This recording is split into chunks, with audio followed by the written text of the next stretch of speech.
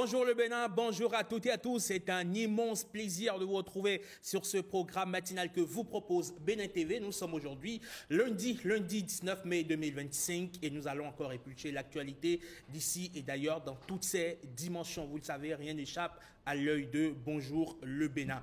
À peine né et déjà dans des problèmes, dans de sales draps, eh bien, le parti de Richard Boniworou, le libéral, est tristement célèbre dans l'actualité ces derniers jours. Pour cause, une affaire de soupçons de corruption qui pèse sur le président du parti, selon les informations présentées par le procureur Richard Boniworou, soudoyé des cadres du ministère de l'Intérieur pour l'obtention rapide du récépissé du parti porté sur les fonds baptismaux le 5 avril dernier. L'horizon s'obscurcit-il pour Richard Boniworou et son parti le libéral? Eh bien, nous faisons le débat. Et gros plan sur la situation de la Force Cori pour un Bénin émergent secoué par la démission d'un des cadres du parti, Alain Adiou. Ce dernier, un temps suspendu, a dans la foulée déposé sa démission, mais selon le parti, on assure que c'est un épiphénomène. Simple communication ou tentative de camoufler un malaise profond. Instant politique se penche sur le sujet. Justement, quel avenir politique pour Alain Adiou lui-même maintenant qu'il a déposé les armes chez les Cori? Où ira-t-il? Que recherche-t-il concrètement? Eh bien, il viendra répondre à nos questions. Hors de nos frontières, regard sur l'actualité du continent entre révision constitutionnelle controversée, tensions électorales, transition militaire prolongée et conflits armés qui s'enlisent. Plusieurs États africains sont à la croisée des chemins. Partout, le pouvoir vacille, s'adapte ou se renforce. Dans un contexte mondial sous tension, où va l'Afrique? C'est ce que nous allons voir dans un sujet que nous propose Marcel Arrossi. Bonjour le Bénin, tout de suite et maintenant, le premier rendez-vous de l'information sur Bénin TV, c'est avec Fifame Salomé Atadidji.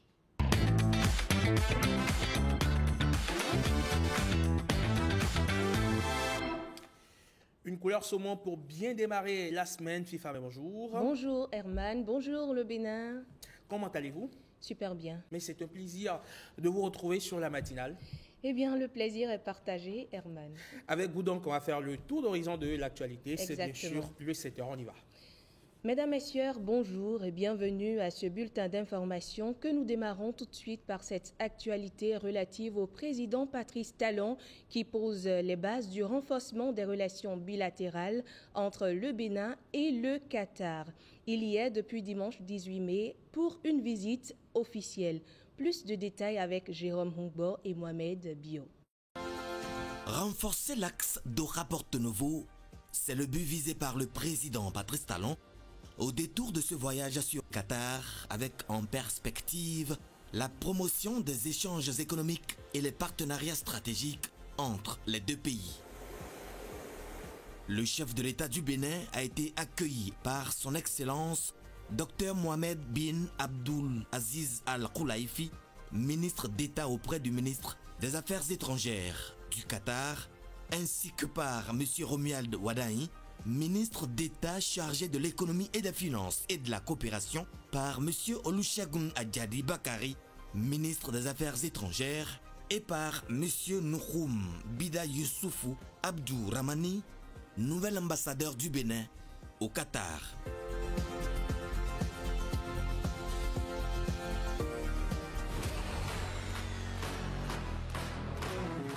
Au cours de son séjour, le président Patrice Talon prendra part au Forum économique du Qatar édition 2025.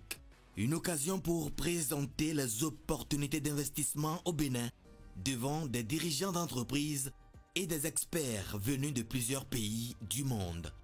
Il s'agira en toile de fond d'attirer des capitaux étrangers pour soutenir le développement économique sans cesse croissant du Bénin. Également prévu à l'agenda présidentiel, une audience du chef de l'État avec l'émir du Qatar, son Altesse Sheikh Tamim bin Hamad Al Thani, un entretien avec le Premier ministre et des hommes d'affaires qataris, la signature de plusieurs accords et probablement une visite au musée national du Qatar. Et cette autre actualité dans ce bulletin d'information, puisqu'on parle de la coopération arabo-afrique.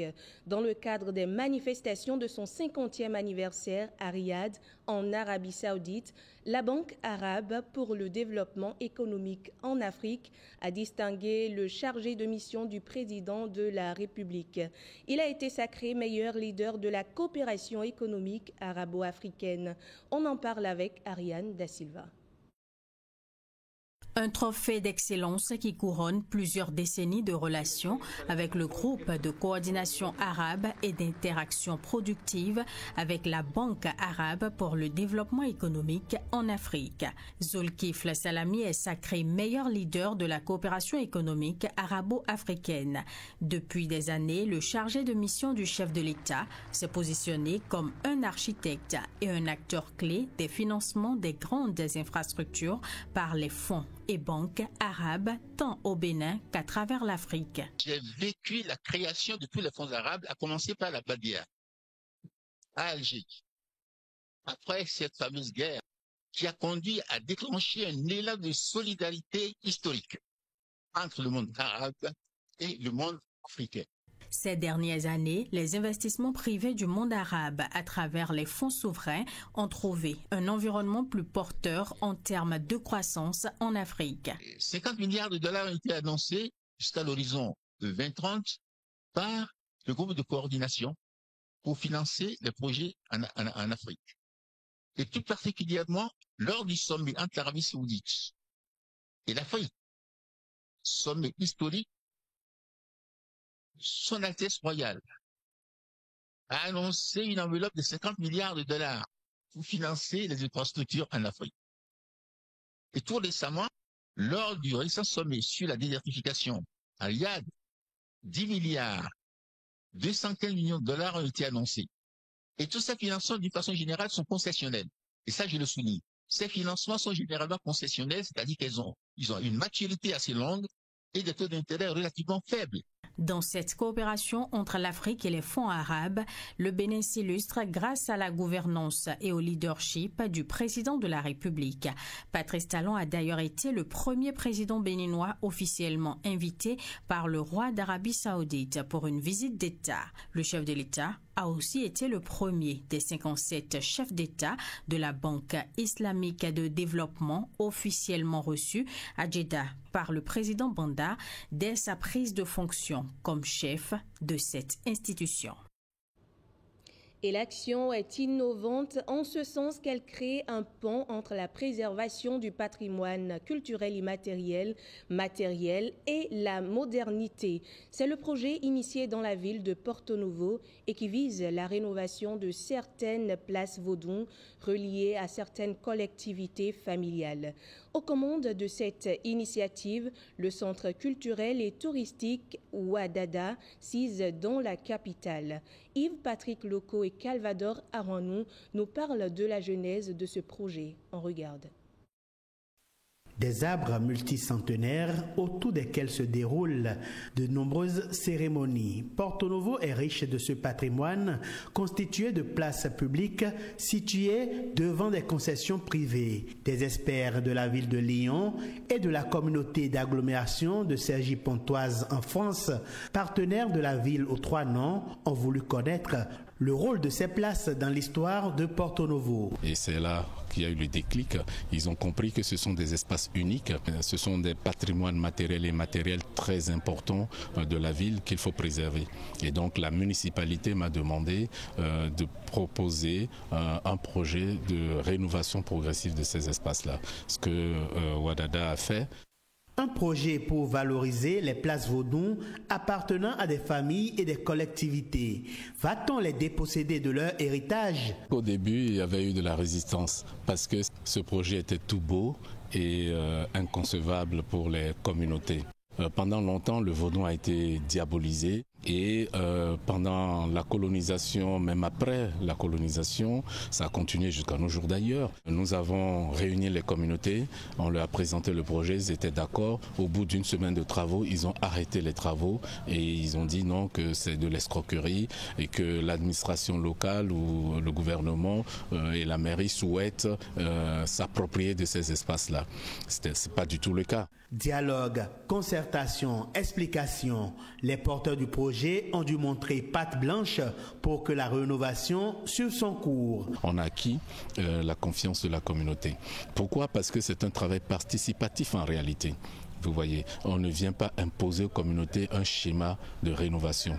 Nous organisons des réunions qui, tout le long de l'année, il y a même des concertations qui durent 2 ans, 3 ans.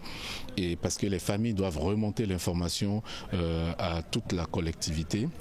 Que nous appelons lignage en réalité, qui se retrouve soit à Lada, soit à Révier ou même jusqu'à Diatado. Et ça prend du temps. On s'appuie sur les artisans des quartiers et des collectivités.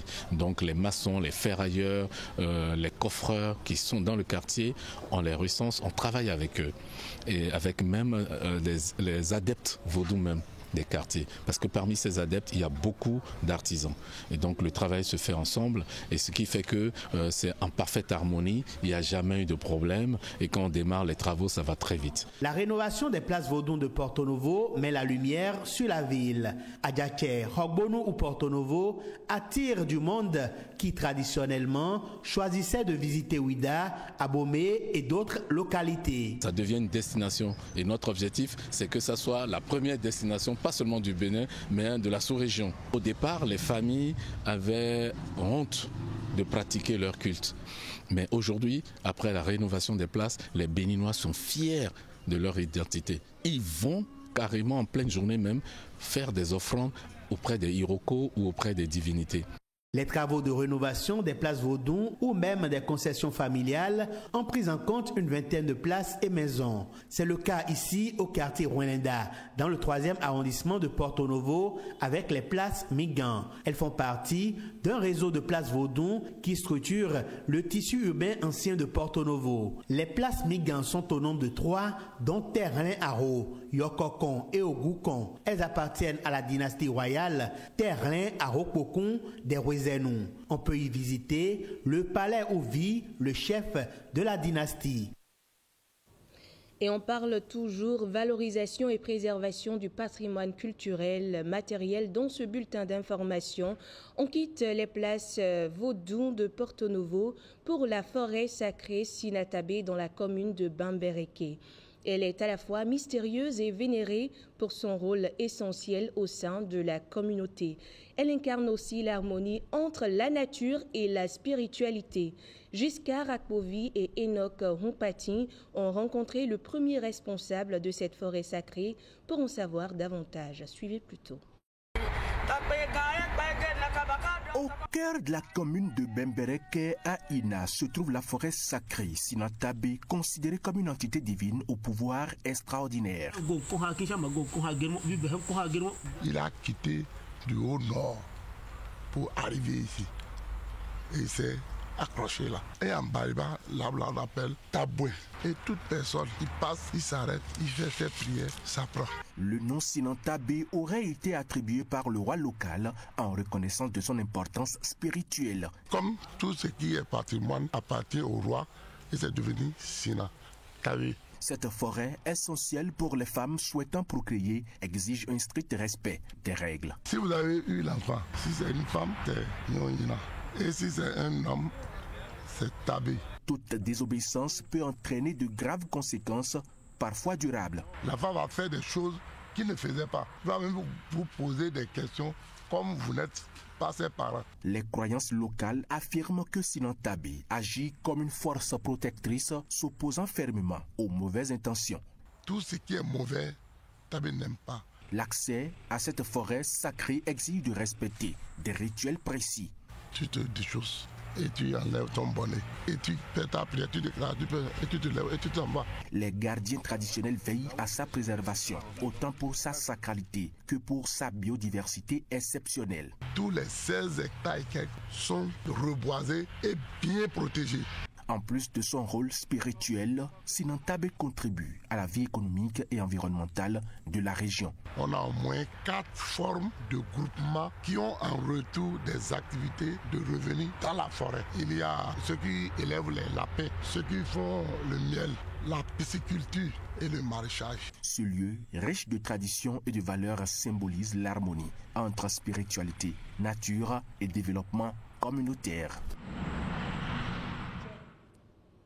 Et toujours dans le septentrion, précisément à Kandy, un art culinaire se transmet discrètement mais sûrement. Il s'agit des galettes sucrées, une spécialité à base d'arachide, façonnée avec patience par des femmes qui en ont fait leur gagne-pain. On découvre ce reportage de Enoch Rompati pour en savoir davantage.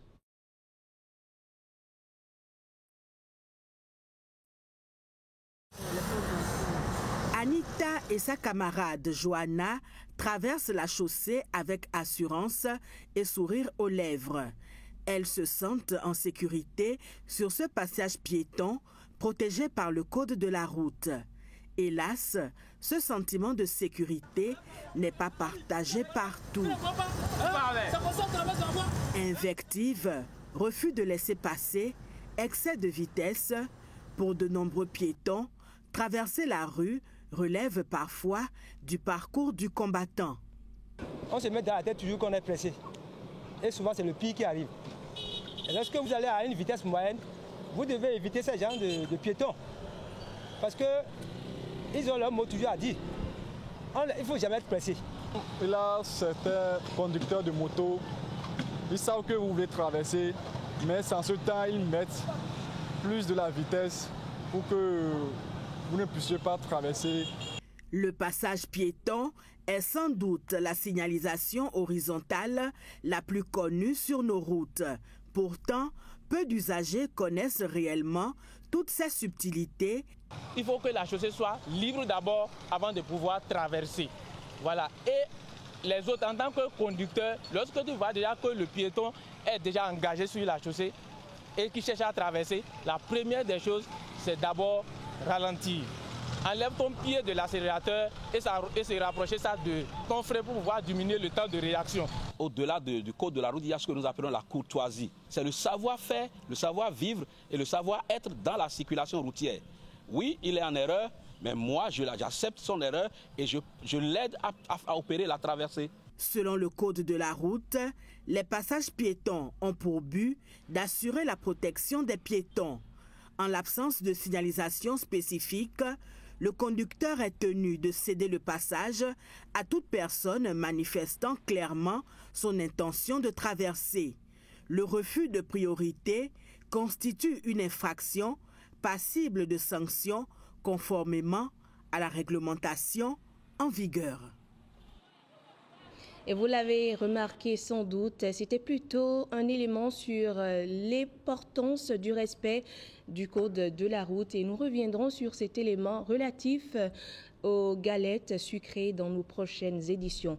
Et on parle à présent de la protection de l'environnement, à présent avec l'ONG Survie de la mère et de l'enfant, qui mise sur les connaissances traditionnelles pour redonner vie au projet du Centre du Bénin. C'est dans le cadre de son projet de revalorisation de la biodiversité pour freiner la déforestation et la dégradation du couvert végétal. Après 2 années de mise en œuvre, les acteurs impliqués se sont réunis pour faire un bilan. Les précisions avec Pierrette Adanyossi et Kadnel Kapo.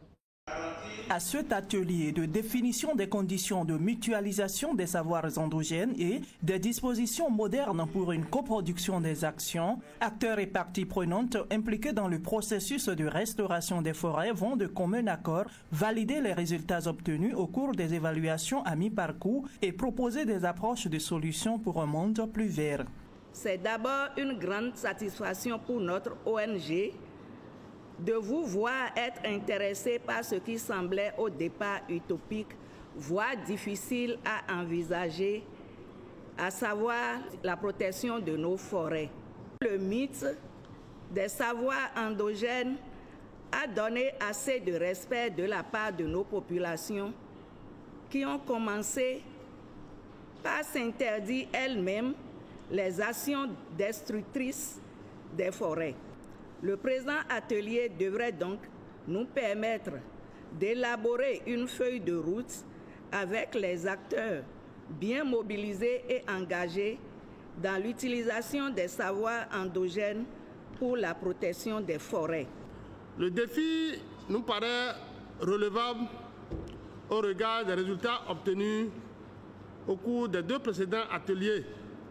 Le premier organisé avec les gardiens du temple et des cultes, détenteurs de savoirs endogènes, ainsi que leurs auxiliaires que sont les babalao et les tradis praticiens.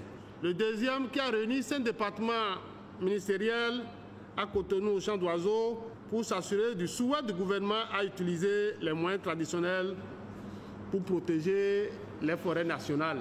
C'est un atelier qui met en face les détenteurs du pouvoir traditionnel et en face l'administration publique pour se donner la main et définir avec beaucoup de précision qu'est-ce qu'on doit faire pour protéger les forêts, qui doit faire quoi, à quel moment il doit faire, avec quels moyens il doit le faire. À l'issue des travaux, des conditions de coproduction de ces savoirs traditionnels et des dispositions modernes seront définies pour une efficacité dans le processus de restauration du couvert végétal.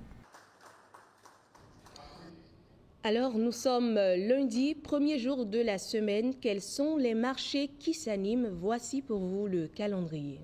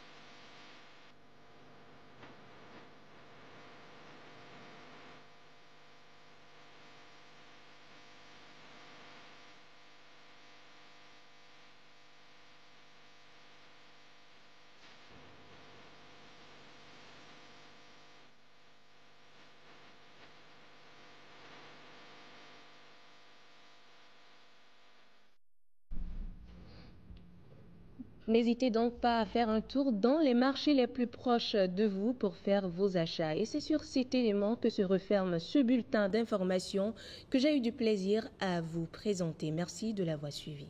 J'espère que vous allez prendre autant de plaisir à vous rendre au marché. Bon, on verra bien. Au menu du jour, c'est La quoi? disponibilité du jour nous en dira. D'accord. Et c'est quoi au menu? Au déjeuner, c'est quoi? Vous nous proposez quoi au dîner? On le dira à huis clos. D'accord, très bien. Allez, vous passez une excellente journée du lundi et très bonne semaine de travail. Merci, excellente journée à vous aussi. Bonjour le Bénin. Juste après vous, on retrouve Marcel Arrossi pour la revue des titres, le journal des journaux.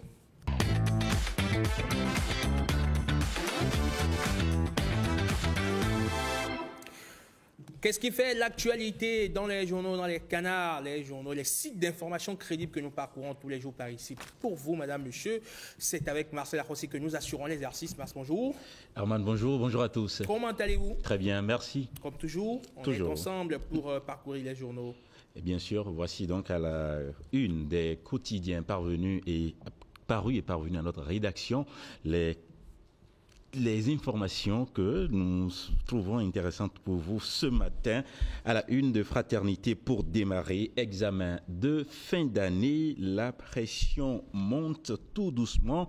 Matin, Luther Aderomou déclare dans ses colonnes que établir un emploi du temps réaliste et se fixer des objectifs quotidiens atteignables. Salomon Zanou, la réussite des élèves commence toujours par la confiance qu'on leur accorde. Le matin, aujourd'hui, Forum africain du SMSI plus 20, le Bénin au cœur des enjeux de la transformation numérique, soutien à l'entrepreneuriat innovant à fort potentiel en Afrique subsaharienne. Le Bénin accueille le programme Star Venture de la BERD. La Nouvelle Tribune, dénonciation de fraude contre plusieurs banques au Bénin. Le gouvernement est interpellé. L'emblème du jour, bilan de la gouvernance Talon, la révolution silencieuse d'un bâtisseur sans or ni pétrole. Gaskiani Info, affaire récépissée du Parti libéral, ce que risque Richard Boni-Orou. Au Mali, des heures sombres pour la démocratie, constate le journal. Le matinal aujourd'hui, affaire déclaration administrative de construction du parti Le Libéral. Les premiers éléments de l'enquête sont livrés. Le procureur spécial de la Criette était face à la presse. Le haut-commissaire à la prévention de la corruption s'est également prononcé sur la question. Le meilleur aujourd'hui, le ministre Dossoui donne le top à Savalou. Nous parlons du lancement de la campagne nationale de la mise en terre de plans performants d'Anacardier.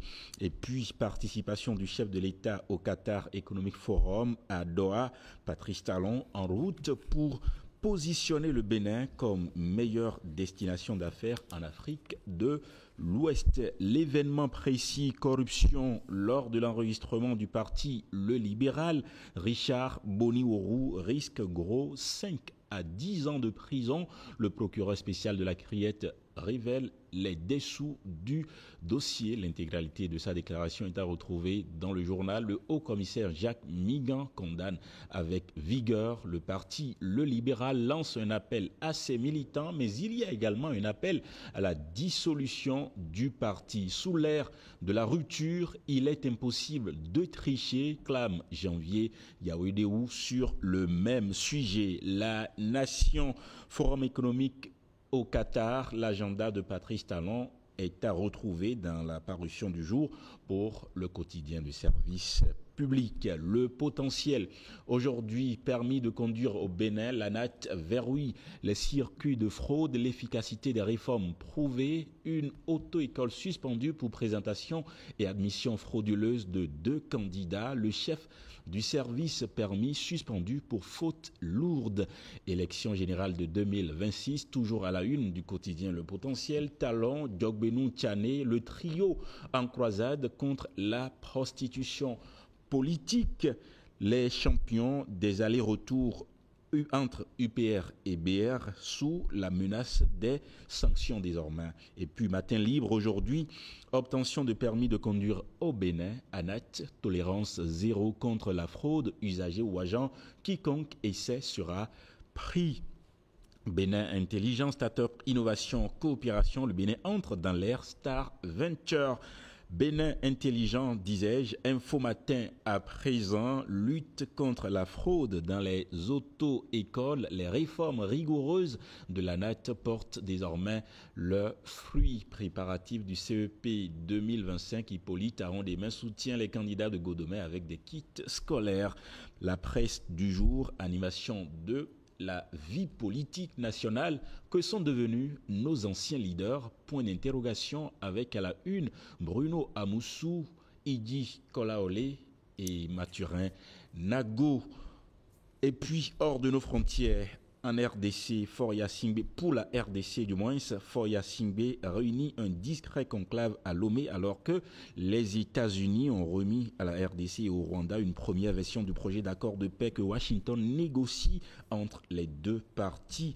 Wakatsira, Ouagadougou, le mausolée du père de la révolution burkinabé, Thomas Sankara, est inauguré. Le pays, et puis cette inauguration du mausolée de Thomas Sankara a réuni un grand nombre de personnes. Le pays encore, exil de la famille Bongo en Angola quand Nguema se débarrasse d'un colis embarrassant. Jeune Afrique, le groupe armé qui s'est emparé de Goma dans l'est de la RDC a procédé samedi 17 mai à l'expulsion de plus de 300 civils présentés comme des ressortissants rwandais en situation illégale. Voilà pour les titres, la revue de presse dans un instant. Merci Marcel Ahossi. On va vous retrouver en fin d'émission pour la revue de presse. Mais avant, vous serez avec moi tout à l'heure pour Instant Politique, mais également l'invité de ce lundi.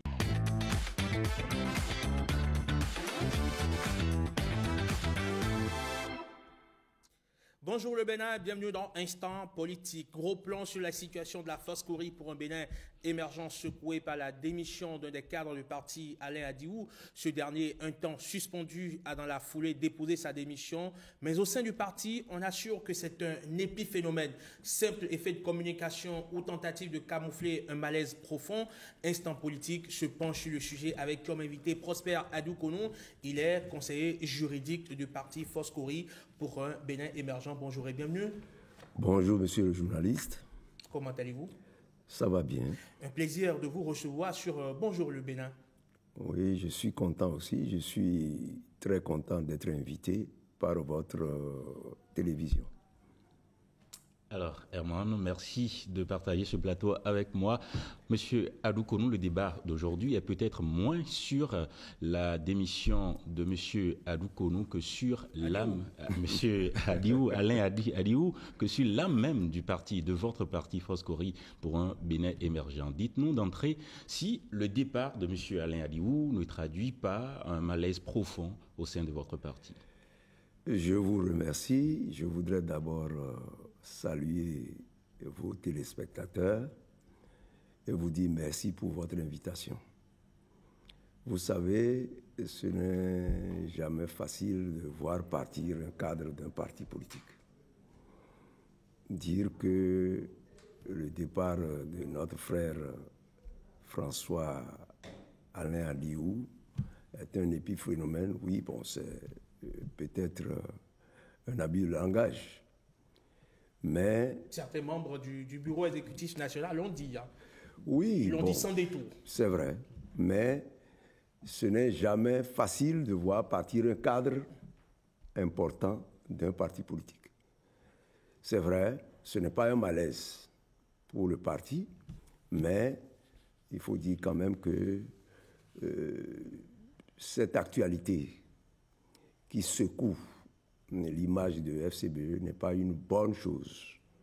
Il faut l'avouer. D'accord. Mais aujourd'hui, avec un peu de recul, comment est-ce que vous comptez combler ce trou où il n'y a même pas de trou? Bon, combler ce trou, bon, est-ce que c'est vrai que notre frère Adiou a été pour quelque chose dans notre parti, mais son départ, nous le regrettons peut-être. Mais, vous savez, FCBE regorge de cadres très compétents. Et nous pouvons continuer.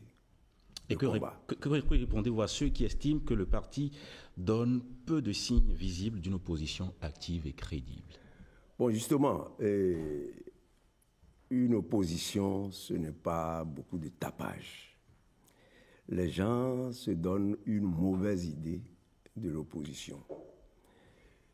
L'opposition béninoise est une opposition plurielle.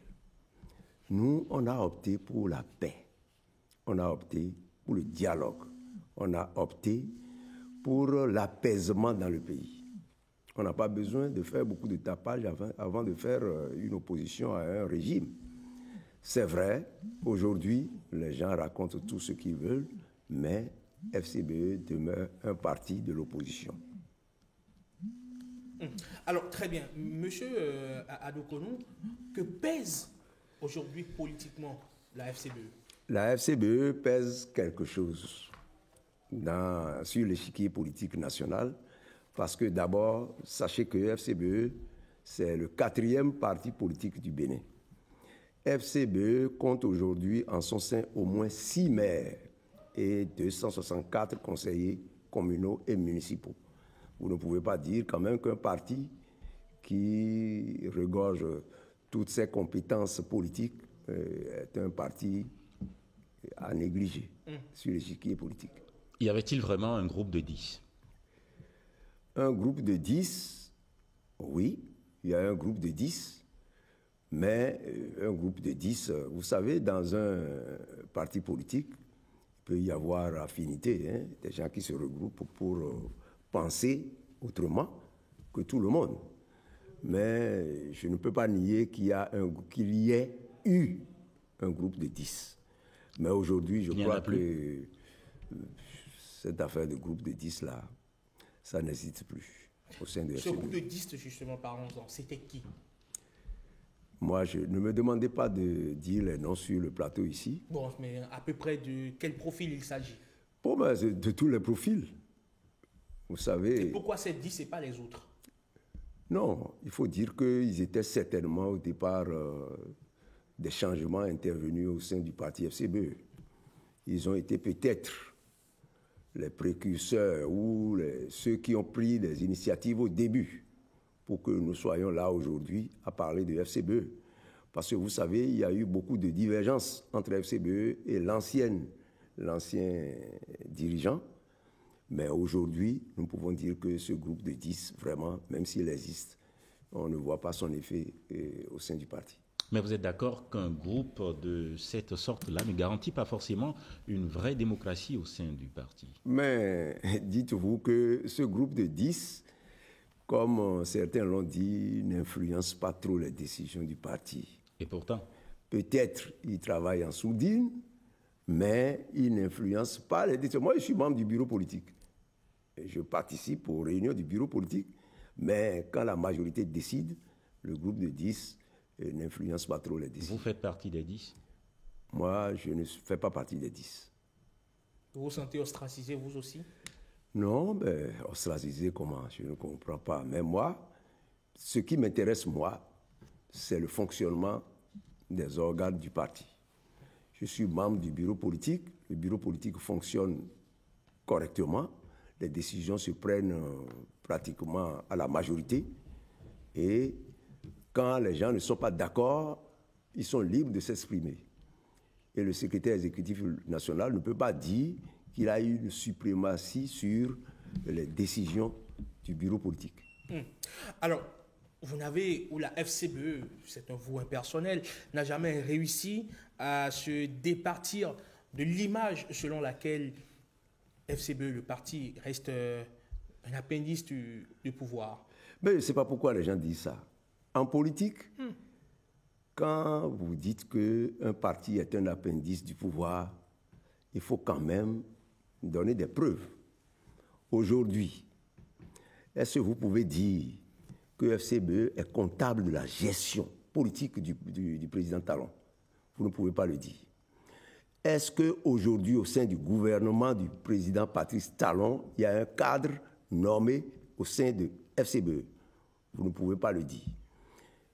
À n'importe quel échelon de la hiérarchie du gouvernement, vous n'aurez aucun cadre du parti FCBE. Il n'y a pas d'ambassadeur, il n'y a pas de DG, il n'y a pas de ministre. Et vous dites que FCBE est un appendice du pouvoir. Je ne sais pas ceux qui le disent, peut-être c'est pour salir l'image du parti FCBE. Mais moi, toutes les fois que je suis invité sur un plateau, je dément cette assertion et je dis que ceux qui le disent ne savent pas ce qu'ils disent. Vous êtes donc une forme d'opposition modérée, c'est cela? Mais l'opposition modérée existe en politique. Nous sommes une opposition modérée, une opposition constructive, une opposition qui ne prône pas la violence, qui ne prône pas que les militants descendent dans les rues pour protester, pour contester toutes les décisions du gouvernement. Mais aujourd'hui, la FCBE peut-elle se réinventer sans faire le ménage dans ses pratiques internes? Se réinventer, ça se fait déjà. Puisque qui veut voyager loin ménage sa monture, et je crois que le FCBE est en train aujourd'hui de revoir ses structures, essentiellement ses structures de base, à partir des arrondissements jusqu'aux circonscriptions électorales. Et je crois que vous connaissez bien, vous savez bien ce qui se passe actuellement à FCBE. Hein. Nous restructurons nos nos organes depuis la base jusqu'au sommet. Alors, dans la perspective des élections à venir, la FCBE n'exclut pas d'aller discuter avec les partis de la majorité présidentielle pour aller dégoter des parrains. Lorsque vous avancez cette idée, vous ne pouvez pas occulter de la tête, vous ne pouvez pas empêcher les gens de penser que la FCBE deal avec le pouvoir. Pour ce que les gens ne savent pas, il faut faire la part des choses. Nous sommes à la fin d'un mandat, d'un régime. Vous savez que d'ici quelques mois, nous irons aux élections et le régime du président Patrice Talon, ce sera la fin. La réflexion que FCBE fait aujourd'hui, c'est par rapport à l'avenir. C'est à partir de 2026. À partir de 2026, qu'est-ce que FCBE va devenir? Nous sommes un parti politique, nous sommes en politique, nous sommes obligés de discuter avec tous ceux qui peuvent nous aider à aborder cette échéance-là pour que FCBE retrouve quand même une place de choix dans la direction des affaires de l'État à partir de 2026. Ce n'était pas une posture opportuniste? Non, ce n'est pas opportuniste. Vous voyez, en politique, vous savez très bien qu'un parti politique, sa vocation première, c'est d'accéder au pouvoir, de gérer le pouvoir ou de se maintenir au pouvoir. Ceux qui sont là maintenant tentent aussi de se maintenir au pouvoir, n'est-ce pas? Mais nous avons exercé le pouvoir pendant 10 ans et aujourd'hui, nous sommes dans l'opposition.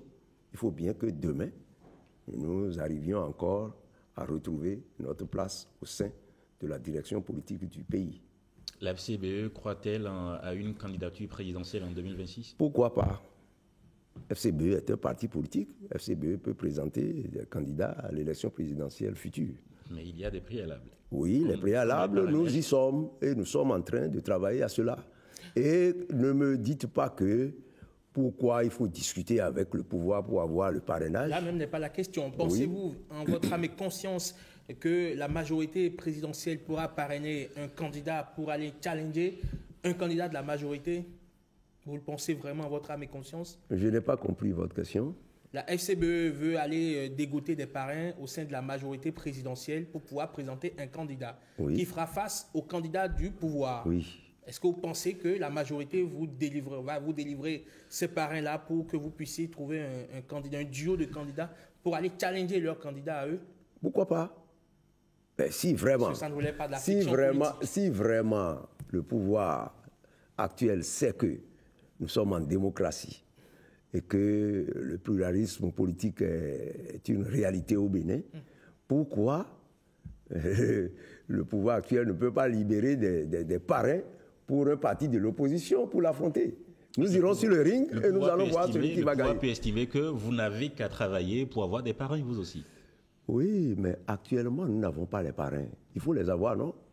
Donc nous discutons avec qui nous voulons pour avoir les parrains pour l'élection présidentielle de 2026, messieurs les journalistes. Donc, certains vous diront que c'est une vue de l'esprit. Mais justement, ceux-là ne savent pas ce que c'est que la politique. La politique... D'accord, c'est aller chercher des parrains de la majorité pour aller challenger un candidat de la majorité. Non, vous savez, nous sommes en train d'amorcer un virage pour 2026. Nous avons fini avec un régime, il y aura un autre régime, et il y a des partis politiques qui ont des parrains. Pourquoi FCBE ne peut pas aller à la conquête de ces parrains-là? Est-ce que la loi l'interdit? La loi ne l'interdit pas. Et tout ce que la loi n'interdit pas, c'est faisable. Je crois. Hein? Donc, personne ne me dira aujourd'hui que FCBE est dans une démarche, je ne sais pas, ce n'est pas une démarche fantaisiste. Nous sommes sérieux quand nous disons ça. Et c'est la fin qui justifie les moyens, dit-on. Alors, vous avez aujourd'hui le parti les démocrates qui vous ravit la vedette dans les rangs de l'opposition, qui est d'ailleurs présent au Parlement avec une vingtaine de députés, ce qui fait que, d'office presque, dans la tête des Béninois, de plusieurs Béninois, la FCBE, opposition, ils ne le voient pas vraiment. L'opposition ne le voit pas. c'est les démocrates seuls qui constituent l'opposition au Bénin ici, aujourd'hui? Je ne crois pas. FCBE est un parti de l'opposition. Ça ne veut pas dire que si le gouvernement fait bien, nous n'allons pas dire que le gouvernement fait bien. Il ne faut pas tout peindre en noir dans un pays. Nous, on est d'un certain âge, on a vu des régimes passer au Bénin. Quand un régime fait bien, il faut avoir le courage de le dire. Il ne faut pas être hypocrite en criant à longueur de journée, ce régime est mauvais. Non. Mais FCBE a cette faculté de dire, quand ça ne va pas, d'aller à la télévision dire que ça ne va pas. Mais peindre tout en noir, nous ne sommes pas dans cette logique. Et il faut que les gens l'entendent aujourd'hui, une fois pour toutes, que nous, on est d'une opposition constructive, d'une opposition réaliste et d'une opposition de paix et de dialogue. D'accord. Est-ce que pour vous, tenter de justifier à chaque fois qu'on est de l'opposition, ce n'est pas un échec? Ça ne devrait-il pas être une lapalissade, ce fait-là d'être de l'opposition? Non, nous sommes dans un pays en voie de développement. En voie de développement, c'est sur tous les plans. Sur le plan des idées aussi. Les gens ne comprennent pas ce que c'est que la politique, ce que c'est qu'un parti de l'opposition. Un parti de l'opposition, ce n'est pas un parti qui crie à longueur de journée que tout ne va pas dans le pays. Monsieur Adoukono, pardonnez-nous. Qu'est-ce qui prouve concrètement aujourd'hui que la FCBE est de l'opposition au-delà de la déclaration administrative, au-delà de toutes les explications que vous donnez sur les plateaux? Moi, je vous retourne la question. Qu'est-ce qui prouve aujourd'hui que FCBE est du régime actuel? Ou bien... Ce n'est pas ce que nous tentons de dire. Mais c'est ce que vous tentez de dire. Non, nous ne faisons que relayer ce qui se dit dans l'opinion. Mais cette opinion-là, c'est très bien que FCBE ne participe pas au gouvernement actuel, que FCBE n'a aucun cadre au sein du gouvernement. C'est un critère fondamental. Quand, ce ne serait pas pour les beaux yeux du régime que FCBE allait être son allié sans avoir à partager le pouvoir avec lui. Ce n'est pas possible. Mais sur certains, surtout grands sujets nationaux, on n'a pas vu la FCBE dans des positions fermes. Donnez-moi un exemple. Il y en a grands sujets nationaux. Il y en a eu plusieurs. Par exemple, là où on a vu les démocrates plusieurs fois monter au créneau, la FCBE n'était jamais présente. Sur quel sujet, par exemple? Sur plusieurs sujets. Mais la FCBE monte toujours au créneau. Si je prends l'exemple, le seul exemple des djihadistes aujourd'hui, la FCBE se prononce souvent. Mais je ne sais pas sur quel sujet, nous, on ne se prononce pas. Il ne faut pas mettre de l'eau au moulin de ceux qui disent que FCBE est de connivence avec le régime, FCBE est... Finalement, vous n'avez pas de réponse à ma question.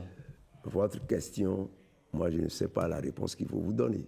Ce qui est sûr... Les éléments concrets qui prouvent que vous êtes dans l'opposition. Les éléments concrets, c'est que nous, on ne participe à aucun... C'est le seul critère. Ça, c'est un critère fondamental. D'accord. Nous, on n'est pas comptable de la gestion politique aujourd'hui du régime de Patrice Talon. D'accord, mais s'il faut aller dégoter des parrainages chez la majorité, il n'y a pas de problème. Très bien. On a compris, monsieur Adoukono. Qu'est-ce que vous avez envie de dire pour clore ces échanges? Bon, je vous dirais tout simplement que nous n'allons pas continuer à toujours justifier que nous sommes de l'opposition. Nous n'allons pas toujours continuer à faire cette justification. Sachez une fois pour toutes aujourd'hui que FCBE est une opposition constructive et que FCBE n'est pas une opposition va-t-en-guerre. J'ai fini.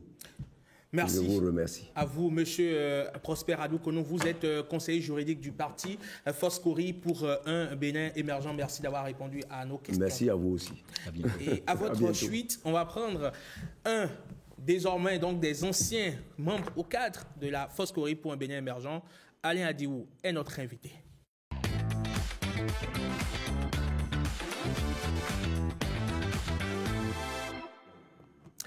Quel avenir politique pour Alain Adiou maintenant qu'il a déposé les armes chez les Koris? Où ira-t-il? Que recherche-t-il concrètement? Eh bien, il répond à nos questions sur Bonjour le Bénin. Alain Adiou, bonjour. Bonjour, cher ami. Comment allez-vous? Moi, je vais très bien. Vous êtes ancien ministre de la République, économiste du développement.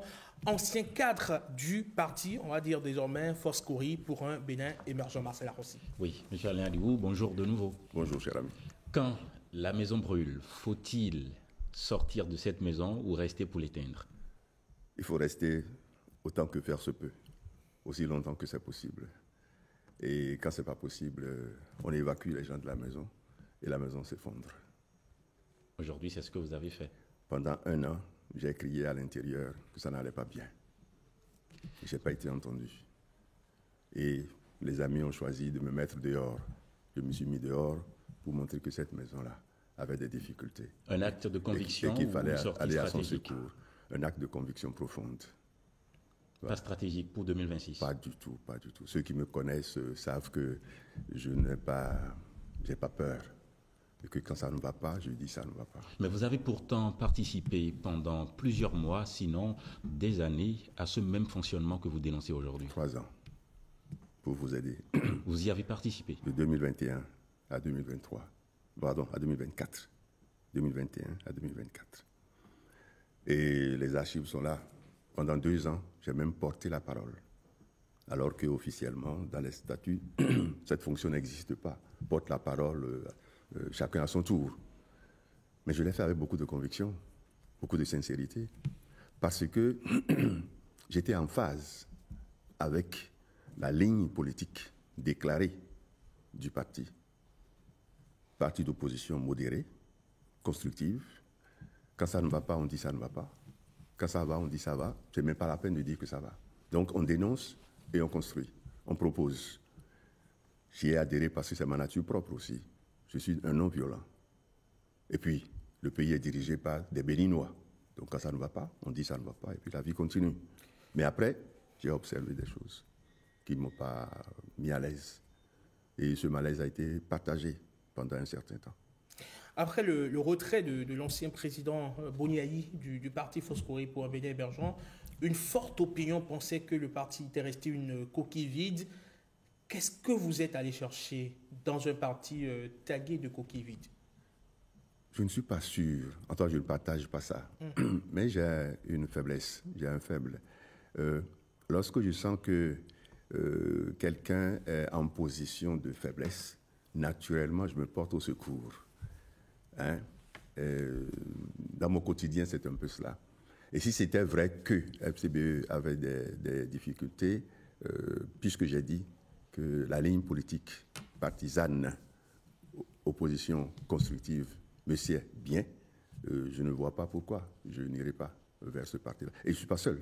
Je ne suis pas seul. Il y a beaucoup de gens qui, après moi, qui, avant moi, sont allés vers cette formation politique. Pour cette raison aussi. Nous avons eu droit à plusieurs sorties après votre départ de ce parti, votre ancien parti aujourd'hui, et on vous accuse aussi d'avoir donné des informations, par exemple, entre autres, à des partis rivaux. Avez-vous, oui ou non, joué un double jeu? Tout ça, c'est derrière nous. C'est des accusations faciles. J'ai été heureux d'écouter sur le plateau ce que le représentant du parti FCBE venait de dire sur votre plateau. Il y a quelque chose que j'ai beaucoup aimé. Contrairement à ce qui avait été dit par nombre de personnes, un groupuscule existe. Et j'avais dit quelque part, si cette crise, que je n'avais pas souhaitée personnellement, mais si cette crise pouvait servir à cela, ce serait déjà un bon résultat. Je n'avais pas prévu, c'est arrivé. Donc les autres, non, c'est des commentaires, c'est des soubresauts, c'est pas la peine de qualifier. Donc c'est pas moi ça. Quand je suis quelque part, je suis là. Et ceux qui me connaissent, me connaissent. Par contre, il y en a qui se sont posé la question, mais on vous connaît. Avant d'aller à FCBE, vous êtes reconnu comme un homme politique. Vous avez une certaine couleur, une certaine crédibilité. Qu'est-ce que vous êtes allé faire là-bas? J'ai entendu ça. Je ne donne plus maintenant la réponse. J'ai déjà donné. Je suis déjà parti du parti. Voilà. Peut-on encore faire confiance à Alain Aliou? Plusieurs ont posé la question que je relaie ce matin. Ceux qui veulent font confiance. Alain Aliou, on aime ou on n'aime pas. Mais Alain Aliou a quelque chose, une autre grande faiblesse, c'est qu'il est égal à lui-même. Depuis plus de 30 ans, il est égal à lui-même. Quand ses valeurs doivent être compromises, il refuse. Quand ses convictions doivent être touchées, il dit non. D'accord. Voilà Adi Oualin. Un passeport obtenu désormais pour les démocrates? Pas du tout. Je l'ai dit plusieurs fois, votre plateau est une grande opportunité pour moi. Non, je reste un homme politique et qui a fini avec tout activisme politique partisan. C'est une retraite politique? Définitivement. Regret, non. Mais, comme je l'ai dit... Une retraite, je dis. Ah, vous avez dit retraite politique. Retraite politique partisane, si vous voulez. Je sors définitivement du milieu politique partisan. Parce que je constate que nous avons encore du chemin à faire pour avoir un milieu politique correct, sérieux, assaini, de gens politiques, de dirigeants politiques réellement au service de la nation et peu au service d'eux-mêmes. Donc, il y a encore du travail à faire. Vous êtes fatigué de faire le chemin? Pas du tout. Oh là là, je vous ai dit que je reste un homme politique. Je reste un homme politique. Mais plus dans un parti. Plus dans un parti. Est-ce que les partis politiques ne sont pas justement les cadres et lieux d'expression pour évidemment faire valoir ces idées? Je vais peut-être dérouter un peu la question ou surprendre. Le mal dont nous souffrons plonge ses racines au lendemain de la conférence nationale. Et c'est ça le vrai débat. Le débat, il est transparti. Il est au-delà des partis politiques. Nous sommes sortis de la conférence nationale avec des convictions très fortes. Plus jamais ça.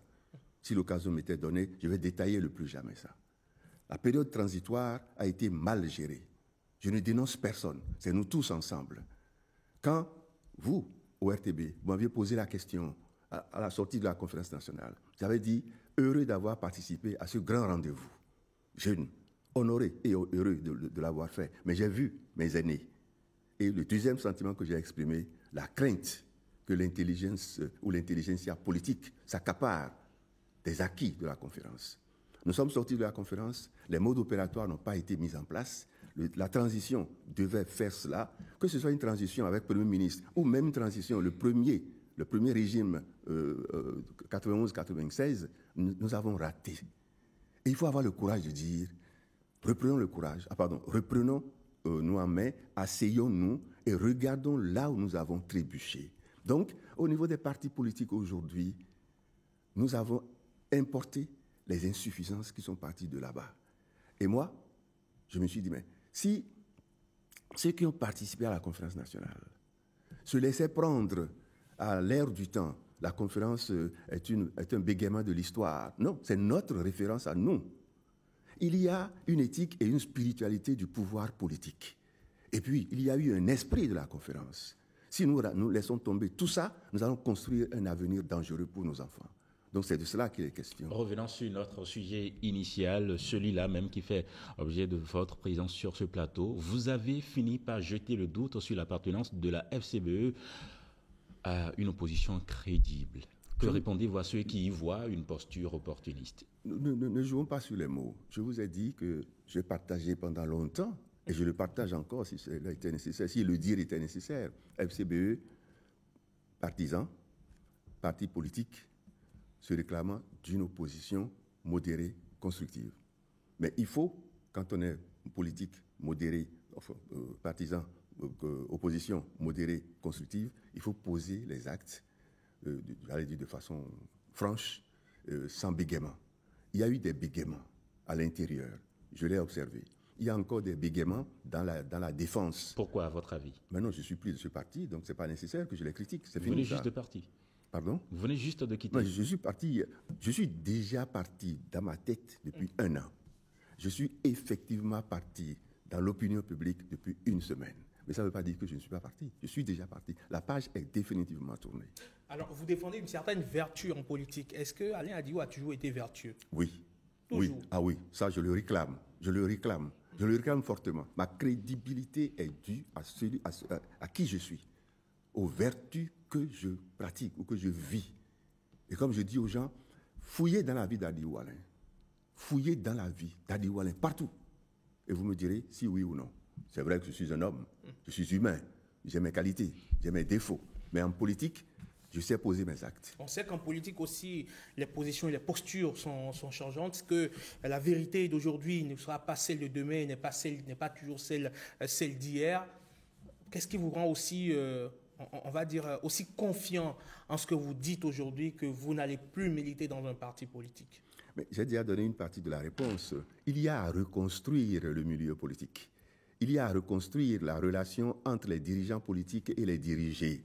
Vous savez que dans notre pays, on le dit, on le vit, n'est-ce pas? Il faut réconcilier le peuple avec ses dirigeants. Mais vous ne pensez pas qu'il faut être il y a dans du un travail. parti Non, il y a du travail. Au-delà des partis politiques, qui sont donc des partisans, au-delà de cela, qu'il faut, j'allais dire, une instance ou des instances de formation citoyenne.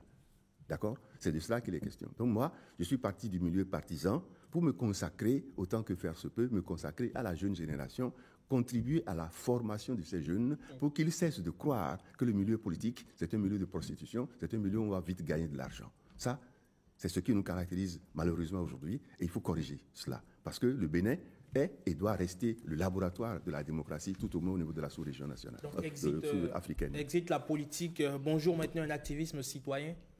Activisme citoyen, si vous voulez, mais disons compétence citoyenne, voilà, oui. Activisme, oui, le mot, il n'est pas péjoratif. Hein. D'accord. Je le prends. D'accord. Alors, c'est clair pour tout le monde. Hors des partis, où est-ce qu'on retrouve Alain Hadibou désormais? Dans la politique, mais où concrètement? Au Bénin. Dans la politique, je suis de l'opposition. Par principe, je suis de l'opposition au régime du président Talon pour une raison majeure. Moi, mon choix pour la construction du développement de notre pays, c'est l'homme. Le président de la République a mis d'abord l'accent sur les moyens matériels, l'argent. D'accord? Et c'est ça la différence. Sinon, au départ, les gens m'avaient vu. 2016-2018, j'étais du côté du président Talon. Okay? Voilà, donc la divergence est venue à ce niveau-là. Donc je reste un homme politique, mais un homme politique opposé au régime actuel. Très bien. Merci d'être passé sur Bonjour le Bénin, éclairer la lanterne des téléspectateurs sur les motivations donc, de votre retrait du parti Foscori.Bénin émergent. Et vous l'avez dit sur ce plateau, désormais Alain Hadibou n'est plus prêt à militer dans un parti politique. Il préfère mettre sa compétence au service de la jeune génération dans une forme d'activisme citoyen. Vous passez une excellente journée du lundi et à très bientôt. Je vous le souhaite également. Merci. Bonjour le Bénin, nous allons faire un tour hors de nos frontières. Regard sur l'actualité du continent entre révision constitutionnelle controversée, tensions électorales, transition militaire prolongée, conflits armés qui s'enlisent. Plusieurs États africains sont à la croisée des chemins. Partout, le pouvoir vacille, s'adapte ou se renforce. Dans un contexte mondial sous tension, où va l'Afrique? C'est ce que nous allons voir dans cet élément que nous propose Marcel Arrossi. Regardez.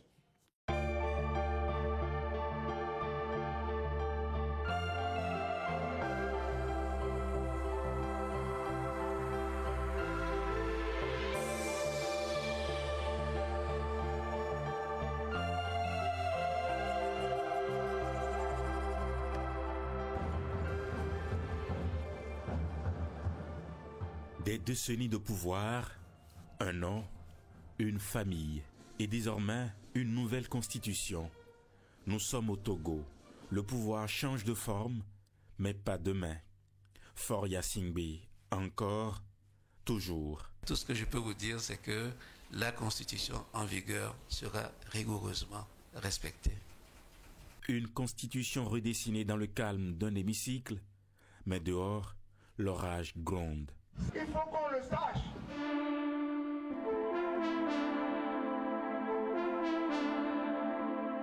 Un passage au régime parlementaire. Sur le papier, oui, mais dans les faits, l'opposition dénonce une réforme taillée sur mesure. Le peuple, lui, observe, lassé, parfois résigné, mais pas toujours silencieux. L'Afrique aujourd'hui n'est pas à la croisée des chemins, elle est en pleine traversée. Une traversée d'incertitude, de tension et d'espoir.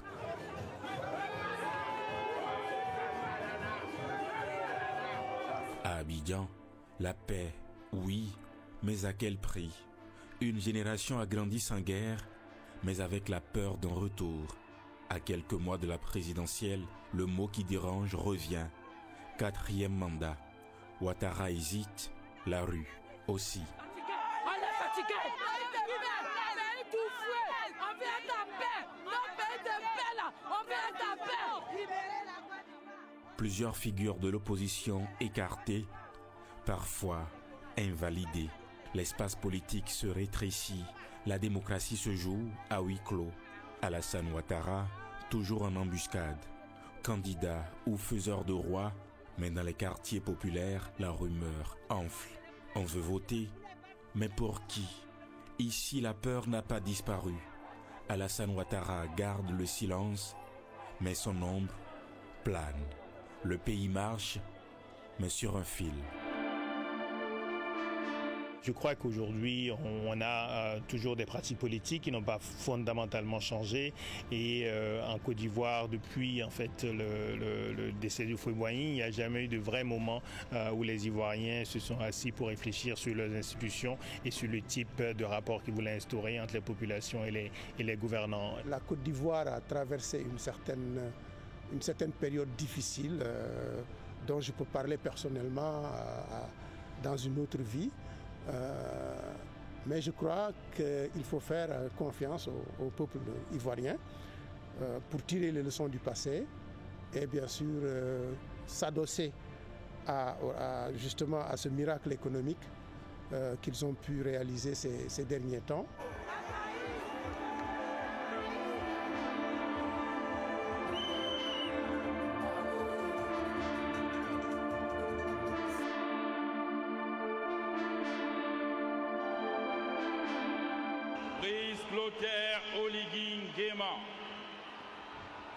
Élu président de la République,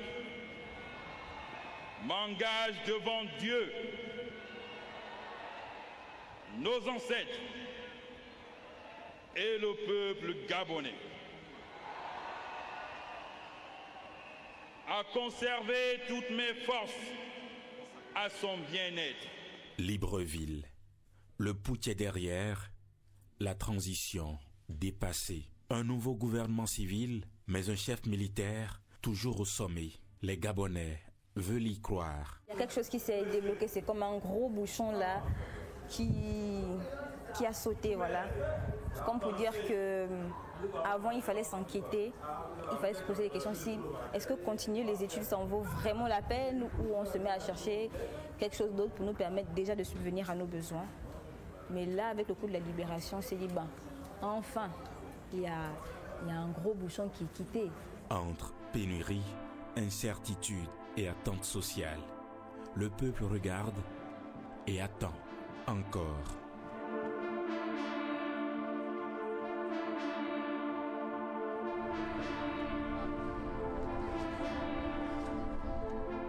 À Dakar, mars 2024 a tout changé. En quelques semaines, le Sénégal est passé du chaos institutionnel à l'espoir retrouvé. Nous avons pris notre destin en main. Bassirou Diomaye Faye est élu président à 44 ans. Ousmane Sonko, son frère de lutte, dirige le gouvernement. Une alternance historique saluée par tout un continent. Mais déjà, les regards changent, car les discours seuls ne suffisent plus. L'économie n'est pas relancée. Ils n'ont pas encore de projet économique d'insertion de la jeunesse. Actuellement, c'est un peu difficile avec les problèmes de dette. Mais je crois que si on leur laisse un peu de temps, ils vont essayer de gérer, quoi. Parce qu'ils ont la conviction et l'esprit de bien faire.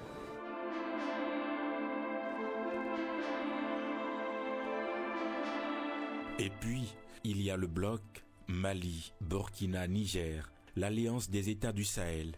3 pays, une ligne, rupture. Rupture avec la France et avec beaucoup d'autres aussi. Je crois qu'aujourd'hui, ce qui est très regrettable, ce n'est pas simplement le départ des 3 pays du Sahel, c'est les conditions de ce départ. Et on voit bien qu'il y a beaucoup d'agressivité, il y a beaucoup d'acrimonie et il y a des tensions entre les pays voisins, ce qu'on n'a pas connu dans la région depuis longtemps, précisément à cause de l'existence d'une organisation comme la CEDEAO qui permettait non seulement aux chefs d'État, mais aussi à des chefs de la police, à des chefs des armées, à différents niveaux y compris techniques, de 15 pays de la région, de pouvoir se retrouver régulièrement. Et on sait très bien que cela réduit les tensions et réduit les risques notamment de guerre inter-États dans une région lorsqu'on a ce type d'organisation régionale. Pour beaucoup, ce n'est pas une rébellion, c'est une idéologie.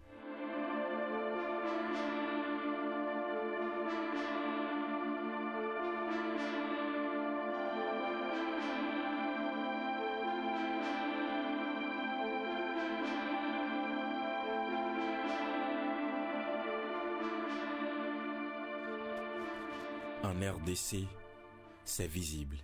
Une guerre oubliée, mais constante. Des millions de déplacés, des groupes armés par centaines. Le chaos ronge le Kivu. Ici, le pouvoir politique ne suffit pas. Il est urgent d'éteindre les flammes. Il y a une grande part dans le passé du pays qui explique la situation actuelle.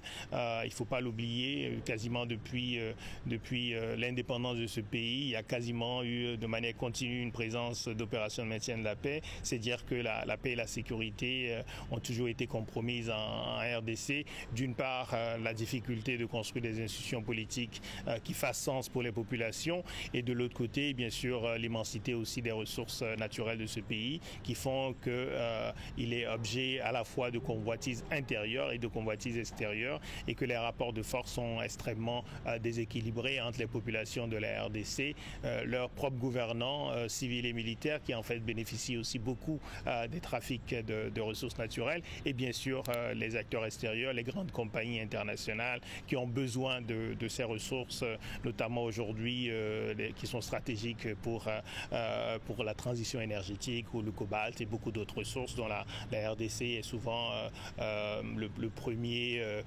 producteur, ou en tout cas celui qui a plutôt les gisements les plus importants au monde.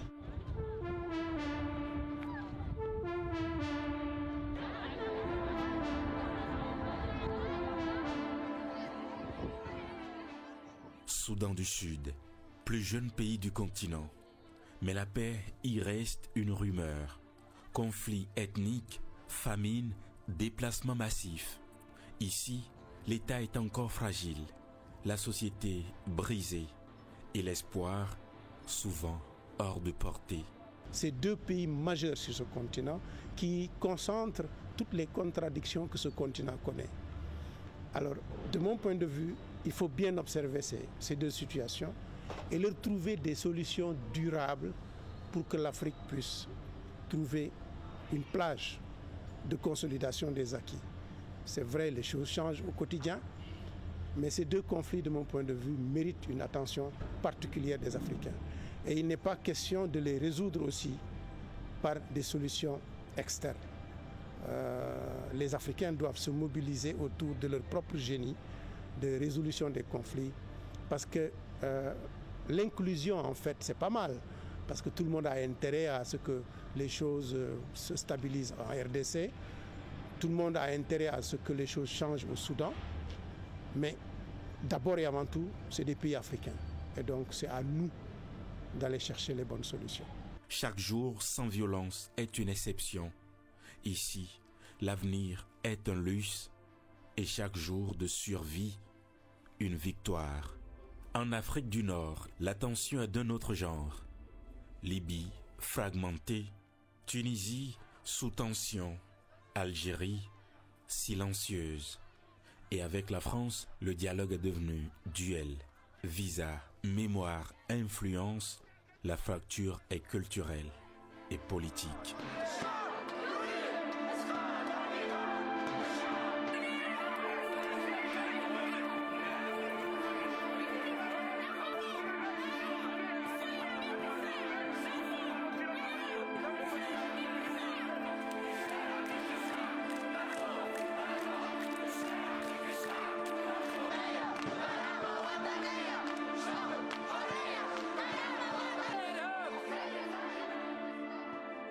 Essayons de voir en tant qu'Africains comment nous redéfinir par rapport à nos ressources naturelles, par rapport à la perspective de notre transition démographique.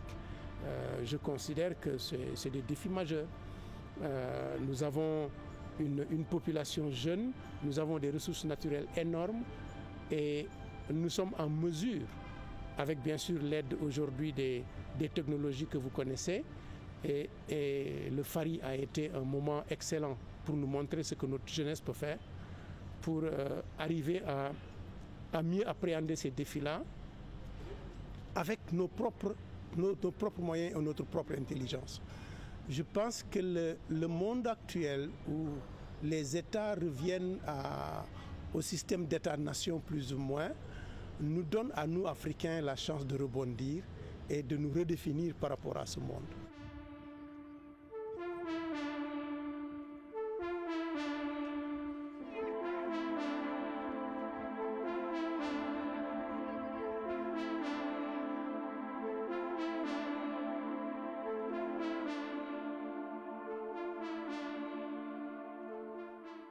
L'Afrique aujourd'hui, entre tension et renouveau, cherche moins à plaire qu'à s'affirmer. Le futur ne s'attend plus, il se réclame.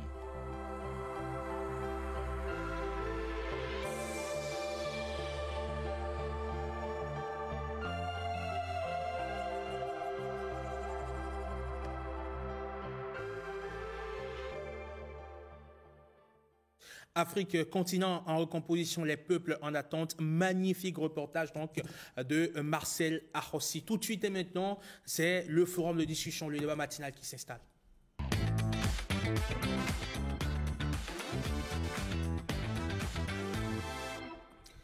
Bonjour le Bénin, bienvenue si vous venez tout juste à l'instant de nous rejoindre. À peine né et déjà dans des problèmes, dans de sales draps, le parti, le libéral de Richard Boniworou est tristement célèbre dans l'actualité ces derniers jours. Pour cause, une affaire de soupçon de corruption qui pèse sur le président du parti. Selon les informations présentées par le procureur spécial de la Criette, Richard Boniworou a soudoyé des cadres du ministère de l'Intérieur pour l'obtention rapide du récépissé définitif du parti porté sur les fonds baptismaux le 5 avril dernier. L'horizon s'obscurcit-il pour Richard Boniworou et son parti, le libéral? Nous faisons le débat avec, autour de la table, Jules Léandre Kitty, analyste politique. Bonjour et bienvenue. Bonjour, cher ami. Comment allez-vous? Très bien. En face de vous, Francis Eloge Attadé, chargé de politique de bonne gouvernance, d'éthique et d'intégrité au Haut Commissariat à la prévention de la corruption, le HCPC. Bonjour et bienvenue. Bonjour, Emmanuel. Comment allez-vous? Je vais très bien. C'est un sujet qui touche particulièrement, on va dire, auquel s'intéresse particulièrement votre institution, le HCPC, puisqu'on parle de corruption, et forcément, quand on parle de corruption, le HCPC est interpellé. Mais avant, Jules Léandre Kitty, c'est une affaire à laquelle on ne s'attendait pas du tout. Ça a pris tout le monde de court. Bon, ça a pris tout le monde de court, mais à la fois, ça n'a pas ébranlé fondamentalement des gens qui observent la vie de l'administration institutionnelle politique de notre pays depuis un certain nombre d'années. Et ça ne surprend surtout pas dans le contexte d'un régime où les phares sont allumés sur tous les circuits dans lesquels des gens peuvent tenter de faire les choses autrement qu'il ne le faut, où des gens peuvent avoir plus de difficultés à tricher. Mais non, c'est surprenant pour l'image que M. Ourou a projetée pour la génération à laquelle il appartient, parce que lorsque nous avons pris le temps de critiquer ce que les aînés ont fait de mauvais, lorsque nous avons fini de nous projeter, d'exprimer notre ambition de diriger un parti, et même il lui est prêté des intentions de se porter candidat à l'élection présidentielle. Bon, c'est dame rumeur qu'il dit, mais lorsque vous avez cette image-là, vous ne vous prêtez pas à ces genres de jeu. De ce point de vue, c'est surprenant. Et pour le tapage médiatique que M. Ourou a commencé à faire juste après la réception de son récépissé provisoire, au point de faire à la limite du saupoudrage, moi je suis surpris de savoir qu'il savait, lui, qu'il avait pris part des voies tortueuses pour y arriver. Et puis, enfin, là où c'est surprenant, ça prend de court les gens, je me demande, mais quel courage pour des cadres encore de l'administration quand après, durant 9 ans, on a travaillé à traquer, comme on ne l'avait jamais fait par le passé, des gens qui confondent les deniers publics à leur poche, des gens qui pensent que pour une mission républicaine pour laquelle ils sont payés, ils doivent encore se laisser sourdoyer. Donc c'est surprenant, mais il faut se réjouir à la fin qu'il y a des gardiens du temple, et je ne parle pas que des hommes, je parle des institutions qui sont mises en place pour permettre de capter ces mouvements-là et de sanctionner régulièrement ceux qui sont soupçonnés d'être en conflit avec la loi. Rappel des faits, le 5 avril dernier, le Parti le libéral a fait son congrès constitutif, son assemblée générale constitutive et porté donc sur les fonds baptismaux. Quelques semaines après, on apprend que le parti a obtenu son récépissé définitif. Mais entre-temps, la semaine dernière, patatras, M. Richard Boniworo a été interpellé avec certains membres de son parti et certains cadres du ministère de l'Intérieur sont évincés pour motif qu'il y aurait eu des soupçons de corruption dans, on va dire, dans le processus de délivrance de récépissé définitif du Parti le libéral. Présenté au procureur au procureur spécial de la Criette, M. Boniworo a fait savoir effectivement qu'il aurait versé 7 millions de francs CFA à des cadres du ministère de l'Intérieur. D'abord 1 million, puis 3 millions fois 2. Mais du côté des cadres du ministère de l'Intérieur, on assure qu'on a perçu que 5 millions. De toute évidence, c'est que de l'argent a été versé, de l'argent a circulé. Comme on le dit trivialement, on a mouillé la barbe à des gens. Francis Solojata dit. Vous savez que lorsqu'un dossier est pendant devant la juridiction, le Haut Commissariat à la prévention de la corruption ne se prononce pas. Nous laissons les juges faire leur travail. Mais il est tout aussi important de venir soutenir en fait l'acte de détection et de dénonciation, puisque nous sommes dans la dynamique de la prévention. Vous savez qu'à la faveur de la loi 20-20-09 du 23 avril 2020, le Haut Commissariat à la prévention de la corruption a été créé. Et ce Haut Commissariat veille à détecter, à sensibiliser, à éduquer, pour que les populations sachent que le législateur est rigoureux et sévère, surtout en cette matière, la corruption. Vous avez vu qu'à la suite du ministre de l'Intérieur et du procureur spécial près la Criette, le vendredi 16, le Haut Commissariat à la prévention de la corruption s'est prononcé. Et non seulement se prononce, mais se réserve encore le droit d'investiguer sur les anciens récépissés que certains partis ont obtenus pour assurer la transparence et ramener la confiance en nos institutions.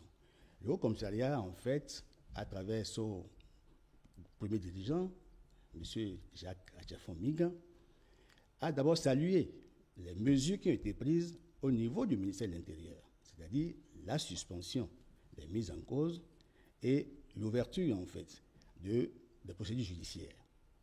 Deuxièmement, nous avions, au niveau du Haut Commissariat, dit que si les faits sont avérés, ils constituent en fait une grave atteinte à l'intégrité, à la neutralité, à la probité qui doivent régner, qui doivent régir l'action publique au Bénin. Le Haut Commissariat a aussi dit que dans ce cadre précis, il faut instruire de façon rigoureuse le dossier tout en respectant en fait les droits de toutes les parties, y compris la présomption d'innocence. Enfin, le Haut Commissariat a dit, a appelé, a exhorté les différents acteurs, les agents publics, les structures de contrôle, à faire leur travail de sorte à ce que la corruption ne puisse plus avoir droit de cité dans nos institutions.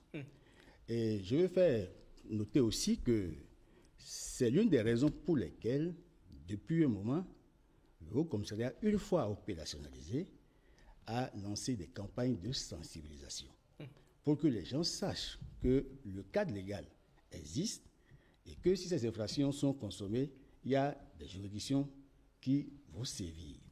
En fait, en réalité, qu'est-ce qui se passe? Il paraît, pour les informations qui ne sont parvenues, que dans le cadre de la déclaration, la constitution, en fait, la déclaration administrative, la constitution du parti, les documents qui ont été produits présentaient des insuffisances. Je crois, pour la première fois, il y a eu des insuffisances relevées sur 65 pages, annexées au courrier qu'ils ont adressé au responsable du parti. Deuxièmement, une autre fiche leur a été transmise. Les observations étalées sur 10 pages. La dernière étape, c'est que c'est les associations qui tiennent sur une seule page. Donc, par 3 fois, je crois qu'ils ont été saisis des insuffisances et devaient travailler à ce que le dossier soit nickel. Mais il paraît que des agents ont sollicité et ont obtenu, parce que s'ils ont agréé les facilités, les faveurs, les flux financiers qui leur ont été transmis, alors qu'ils sont en situation de poste où ils doivent rien prendre pour exécuter leur mission, c'est un acte de corruption qui, en fait, est constaté.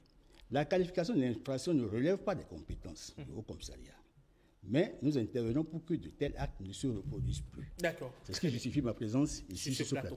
Alors, Jules Léandre Kitty, finalement, quand on observe cette affaire qui éclabousse Richard Boni-Uru et son parti, le libéral, il y a lieu quand même de se poser des questions sur la vertu en politique. Oui, je pense que ça pose un problème fondamental. J'ai répété à presque perdre la voix comme quelqu'un qui crie dans un désert, mais je ne me décourage pas, que le discours politique est en train d'être assassiné, il faut le sauver. C'est dans le discours politique que vous avez suffisamment d'éléments qui permettent à ceux qui veulent s'engager en politique de savoir et d'en être convaincu qu'on peut convoquer la vertu en politique. Si on s'entend sur 10 ans, et c'est pourquoi ce que Patrice Talon et le régime de la rupture fait pour le Bénin, ce n'est pas que les routes que vous voyez. J'ai répété également qu'il est venu allumer le cerveau. C'est le mind qu'il est en train de changer pour les Béninois.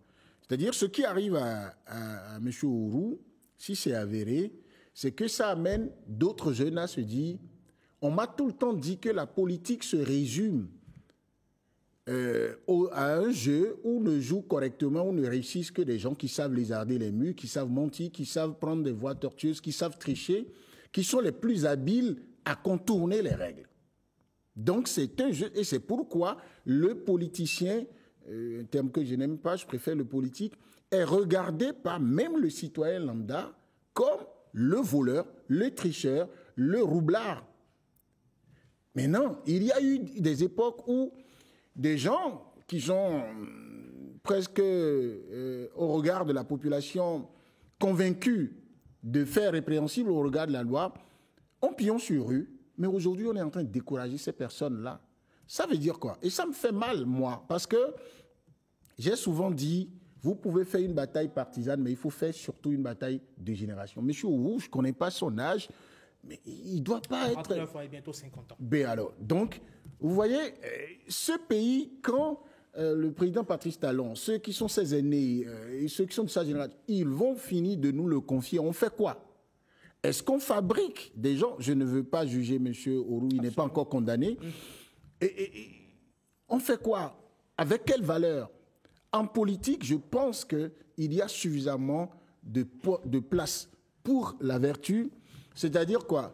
Lorsque moi j'ai écouté beaucoup de spécialistes sur la question de redevabilité, j'ai dit, mais pourquoi tant d'acteurs politiques ont perdu autant de temps à se faire du mal pour rien? C'est quoi? Vous voulez gagner la confiance du peuple, vous voulez accéder à un poste sélectif. Vous montrez aux populations de par vos comportements et de par vos idées que vous êtes rassasiés de solutions à ces problèmes. La population dit, moi je veux confier ma destinée à qui peut régler mes problèmes, à qui peut me conduire, me traiter vers le haut. La population vous confie sa destinée sur la base d'un contrat social. Ce n'est pas aujourd'hui que nous sommes capables de savoir ça. Quand on nous renseigne sur ça, il n'y a pas que je vais être trivial, des blancs qui ont écrit sur ça. Il y a eu suffisamment de littérature politique là-dessus. Alors, et quand vous faites ça, sur cette base, vous avez la possibilité de contrôler celui qui est en position d'élu. Et la redevabilité veut que lui, il retourne souvent, et là on parle de reddition de compte, dit ce qu'il a fait, de ce qu'on a retenu. Et quand il fait bien, c'est la partie la plus importante que je souhaite que vous reteniez de mon intervention, quand il fait bien, Il n'a même plus besoin de s'époumoner après pour dire « venez me chercher ». L'expression fond qui désigne les élections chez nous, on parle de somme là. Moi, ça me dérange. Parce qu'on réduit l'élection à un marché où les gens viennent quémander le soutien. En principe, celui qui veut diriger un pays, celui qui veut être un maire, qui veut être un député, c'est le monsieur en qui la population voit. Mais si vous n'incarnez que des vices, ou que vous entamez avec cette image-là, je ne sais pas quel avenir vous voulez avoir en politique. Monsieur Auroux, malheureusement, même si... avec cette affaire? Je pense. Parce qu'aujourd'hui, plus qu'hier, ça ne pardonne pas, surtout avec le numérique, avec la force de la communication aujourd'hui. Lorsque des choses que vous faisiez avant et qu'un groupe de 100 personnes peuvent savoir, vous pouvez faire vernir ça après. Aujourd'hui, dès que c'est exactement comme quelqu'un qui est en détention préventive. Hein. Quand il rentre dans le milieu carcéral, le Béninois lambda le regarde, il est allé en prison.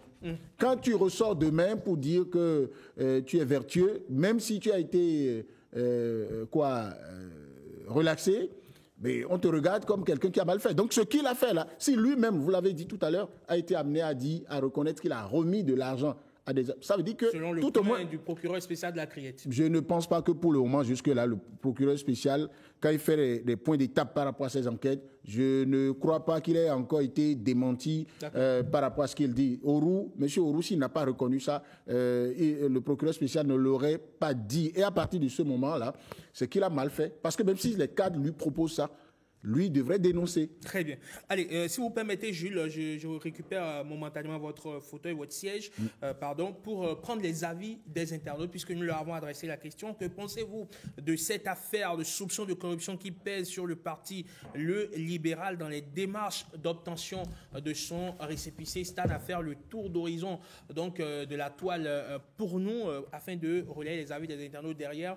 On prend l'avis du HCPC et on conclut. Stan, bonjour. Bonjour, Rodrigue. Bonjour à tous. Comment allez-vous? Très bien. Alors, avec vous, donc, on va très rapidement relayer les avis des internautes. On va y aller sans transition. Ah oui, et retrouvons sur notre page Facebook Stanislas Stéphane Sidagbo qui affirme de manière générale ce type d'accusation est pris très au sérieux dans un contexte où la transparence et l'intégrité des processus politiques sont fondamentales pour la démocratie. Si les faits s'avèrent, cela mettrait en lumière des failles dans le système d'enregistrement des partis politiques et souleverait des questions sur l'impartialité et la rigueur des institutions en charge de la conformité des dossiers. Cela portera également atteinte à la confiance des citoyens dans le jeu démocratique et aux autorités chargées de réguler la vie politique. Il est important dans ce genre de situation que la justice fasse son travail en toute indépendance, que la lumière soit faite sur les faits et que des sanctions appropriées soient prononcées si des actes répréhensibles sont avérés.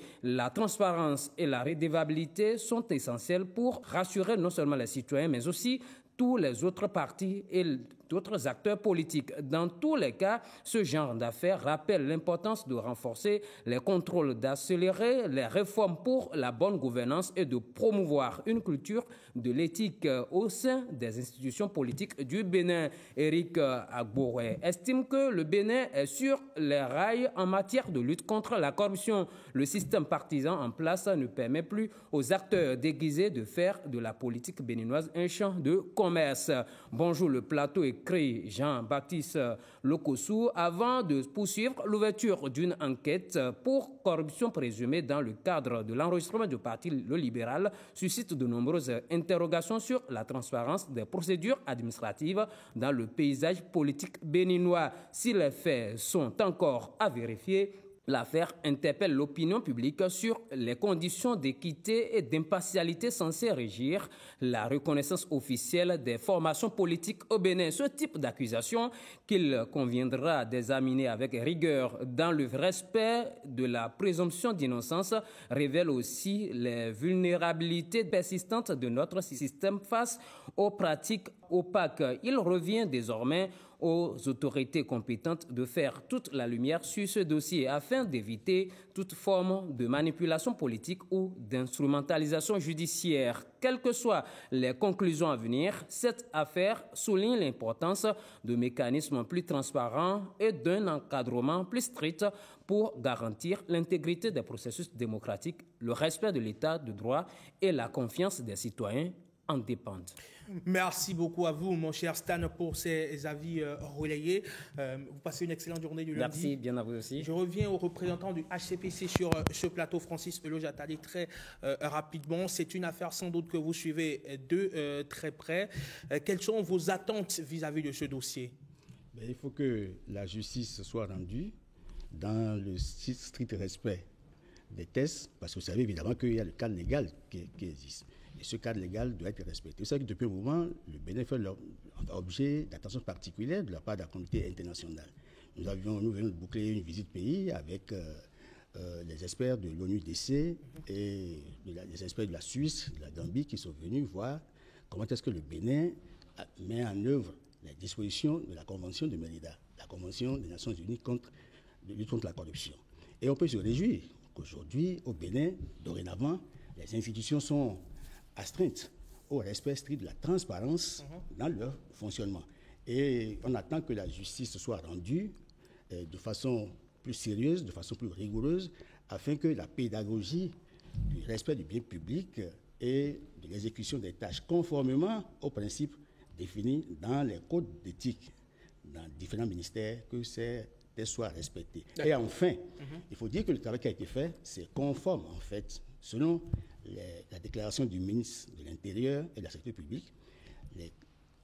L'examen du dossier a été fait dans le respect strict de la loi 2018-23 du 17 septembre 2018, telle que modifiée, complétée par la loi 2019-41 du 15 novembre 2019 portant charte des partis politiques au Bénin. Donc, dans le cadre de l'obtention du récépissé, la procédure administrative est connue. Et dès lors qu'il s'agit d'un acteur politique qui aspire à gouverner le Bénin, il doit faire preuve de respect, de bon sens, d'éthique, d'intégrité, de probité, pour que dans la gouvernance, on puisse assurer que dorénavant le Bénin a réussi à créer l'environnement de transparence, gage de bonne gouvernance et surtout de développement durable. Alors, Julien Kiti, en 30 secondes, vraiment sérieusement, 30 secondes, que risque Richard Bonioro et son parti, le libéral? Il y a déjà la sanction la plus lourde qui est le regard de l'opinion, alors que la politique, c'est le contact avec l'opinion. Donc, il y a que de ce point de vue, c'est à 75-80% grillé. Il faut vraiment du travail pour, même s'il était blanchi, ce qui serait surprenant, redorer son blason. Après, il faut s'en tenir à la loi. Et je pense que le procureur spécial l'a évoqué également, l'article 336 du Code pénal, qui prévoit, si il était condamné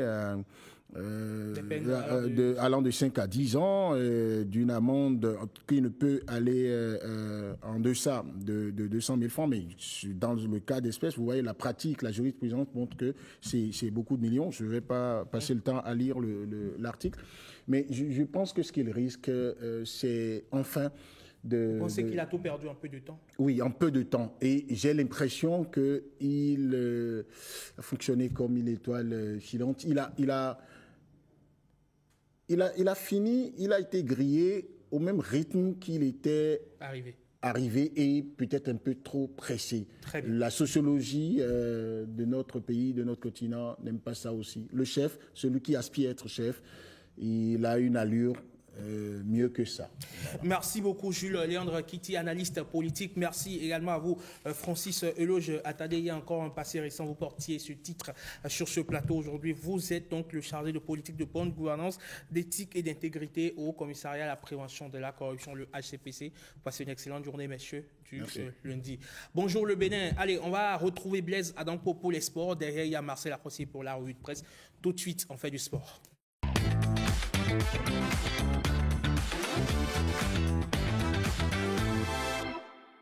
Les sports avec Blaise Adanko. Blaise, bonjour. Bonjour, et Madame Engan, bonjour à toutes. Comment allez-vous? Ça va très bien. Vous étiez hier à Ouida pour commenter avec Bruno Soili le championnat féminin, cette rencontre entre Dynamique et Aï Nonvi. Justement, vous nous proposez les résultats de ce championnat de première division. Exactement, puisque dans la zone A, ça jouait pour le compte de la 17e journée. Dans la zone B, c'était la 13e journée. Et dans la zone A, la victoire de Cephos face à Aigle Royal. Samneli s'est imposé 1-0 face à Espoir. Nadja s'incline 1-0 face à UMSA. Aï Nonvi Dynamique. Victoire écrasante de Aï Nonvi face à Dynamique 3-0. La toute première victoire de Aï Nonvi face à Dynamique, c'était d'ailleurs cette rencontre que nos téléspectateurs ont eu donc le temps de suivre sur la télévision nationale. La rencontre entre Asaba et Tambou dans cette zone A, dans cette poule A, est reportée à aujourd'hui 9h, donc du côté du campus. Et conséquence donc dans cette zone A, Samneli est qualifié pour donc aller jouer la finale donc des playoffs le 31 mai prochain. Et dans la zone B, Elite AC et ASJFA 0-0 à l'arrivée entre les deux équipes. AS Leader est battu par Gamia 3-1. Léopas s'impose 1-0 face à Fall et Vigueur l'emporte 3-1 face à l'AS Lyon de Banter. Conséquence également dans cette zone B, la qualification va se jouer entre Gamia et Léopard. Et Léopard a un point de plus que Gamia et le match entre les deux donc va se jouer du côté de Bemberek pour déterminer l'équipe qui va donc être qualifiée pour la finale des playoffs le 31 mai prochain à Bomé. Et puis on a pu le voir, il y a une première sur Bénin TV, la diffusion du championnat de football féminin. Ce match dont on parlait tout à l'heure, Aï Nonvi et puis Dynamique. Oui, c'était donc un match en direct sur Bénin TV. Je vous propose de suivre la réaction de certains acteurs qui étaient bien évidemment présents au stade Omnisport de Ouida. Ils sont au micro de William Bassabi et Igor Ayosso. Vous constatez avec moi que le championnat amateur se déroule très bien et que le rêve du président de Chacus est en train de se réaliser. Il a rêvé il y a 5 ans que le football féminin puisse prendre son essor au Bénin. Et nous avons commencé le championnat depuis et ça ne s'arrête pas. Le chef de l'État, Patrice Talon, accompagne vraiment le football féminin et ça se voit avec cet événement que Ouida accueille. Ouida est honoré aujourd'hui d'accueillir pour la première fois dans l'histoire du football féminin au Bénin, la retransmission en direct sur le RTB. Et c'est inédit. Ouida étant honoré en tant que fils de Ouida, je remercie la directrice générale de la nouvelle société. Et je crois que nous ne pouvons que souhaiter bon vent à cette directrice, que les initiatives se répètent pour impacter vraiment le football béninois. C'est pour la toute première fois au Bénin qu'on assiste à la retransmission en direct d'un match du championnat de football féminin. C'est déjà heureux qu'on puisse assister à un tel événement. C'est déjà le moment aussi de remercier le président de la République qui, sûrement dans l'ombre, a impacté cette décision de la directrice de la SRTV. Mais tout le mérite revient au président Mathurin Deschacus qui, depuis 5 ans, a pris le pari, c'était pas gagné d'avance, de tenir l'organisation de façon régulière du championnat de football féminin. Sur le plan technique, on sent une nette progression de nos filles. Il y a quelques années, c'était tout autour du ballon, mais là, maintenant, on lit le schéma tactique, on voit que physiquement, elles sont au point. Je voudrais prier quand même les décideurs de maintenir la dynamique et d'ici 2-3 ans, le Bénin, sur le plan du football féminin, parlera quand même de lui. Que ce soit au plan mondial que continental. C'est un plaisir pour moi d'assister à ce match, étant ancienne joueuse de l'équipe. Ça me fait vraiment plaisir parce qu'il y a la télé qui met en valeur les filles et c'est vraiment une bonne initiative. Si ça pourrait continuer ainsi, surtout presque sur les terrains, à chaque match du week-end, ce serait vraiment une bonne publicité pour nous, les filles, surtout pour que, hors du pays, on puisse savoir que ouais, il y a des filles béninoises aussi qui jouent. Comme nous, par exemple, quand on est hors du pays, il y a aussi Aude Bédissi qui fait vraiment la fierté dans les agos.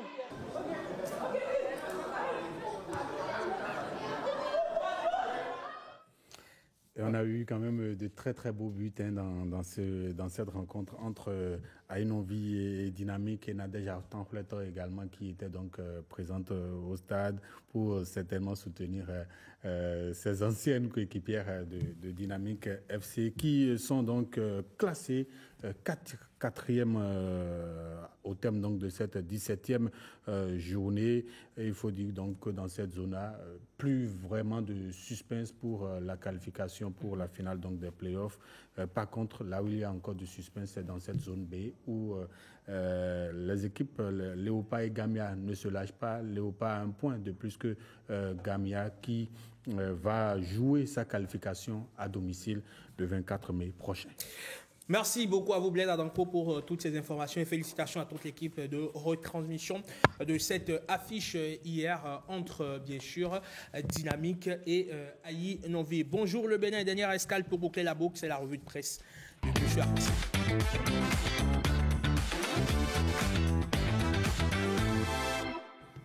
Marcel Arrossi, on continue de parler de ce dossier, de cette affaire de corruption d'agents publics et les journaux se penchent sur ce que risque Richard Boni-Woro. L'événement précis revient sur les premiers résultats explosifs de l'enquête ouverte par la Criette sur des faits présumés de corruption liés à la reconnaissance officielle du parti Le Libéral. Comme vous l'indiquez si bien, le procureur spécial Elon Mario Metonou a confirmé l'arrestation de Richard Boni-Woro, président du parti, accusé donc d'avoir remis plusieurs millions de francs CFA à des fonctionnaires du ministère de l'Intérieur en échange du récépissé de reconnaissance. Selon les éléments présentés, 12 millions de francs CFA auraient été proposés pour faire avancer le dossier. 5 millions auraient été saisis au domicile du directeur des partis politiques et des affaires électorales également interpellé. Monsieur Woro aurait reconnu avoir versé 7 millions en 3 tranches. Le parquet qualifie ces actes de corruption d'agents publics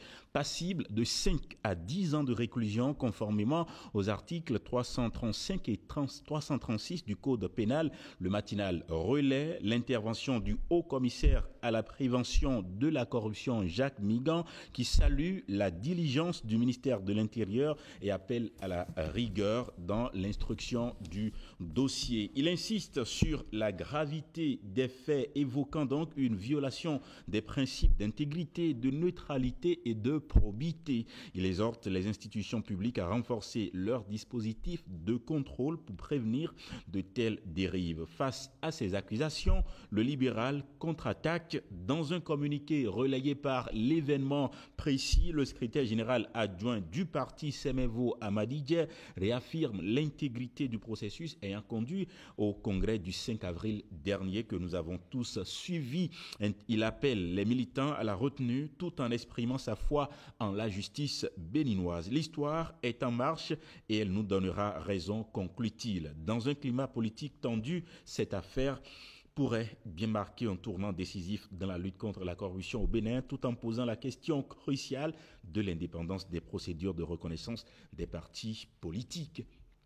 Et puis, fraude bancaire au Bénin, la Nouvelle Tribune interpelle l'État. Bien sûr, la Nouvelle Tribune ce matin tire la sonnette d'alarme sur un phénomène qui secoue dangereusement le secteur bancaire. À travers une série de témoignages accablants, la Nouvelle Tribune met en lumière le calvaire de nombreux clients floués, contraints de se tourner vers les réseaux sociaux et la justice pour faire entendre leur voix. Le quotidien cite notamment le cas d'une cliente à Cotonou, victime de retraits inexpliqués malgré plusieurs réclamations restées sans suite. D'autres évoquent encore une opacité systémique avec des décisions judiciaires ignorées et des soupçons de complicité interne. Face à cette série noire, la Nouvelle Tribune appelle l'État béninois à sortir de son silence et à prendre ses responsabilités. Les mécanismes de régulation, selon le journal, apparaissent insuffisants, voire défaillants. Il en appelle à une action urgente des autorités au nom de la justice sociale de de la stabilité économique et de la confiance citoyenne. Pour le journal La Nouvelle Tribune, notamment, la gravité de la situation dépasse le cadre financier. Il s'agit d'un test crucial pour l'État en tant que garant de la sécurité des usagers et de l'intégrité du système bancaire. Car si les populations perdent foi en leur banque, elles risquent de se replier sur les circuits informels, mettant à mal des années d'efforts pour l'inclusion financière. Merci beaucoup à vous, Marcel. On se moi. retrouve demain. Avec le même plaisir. Et toujours le même punch. Toujours. Allez, merci. Voilà qui va mettre un terme à la matinale. Bonjour le Bénin de ce lundi 19 mai 2025. Merci à toutes les équipes rédactionnelles et techniques réunies autour de Timothée Honton et Karamat Abatao. Retrouvez toute l'équipe demain quand il sonnera très exactement 7h, 6h en temps universel. Ici à la portée, vous très bien voir. Bon lundi à tous et à chacun. Paix et joie dans le monde. Salut.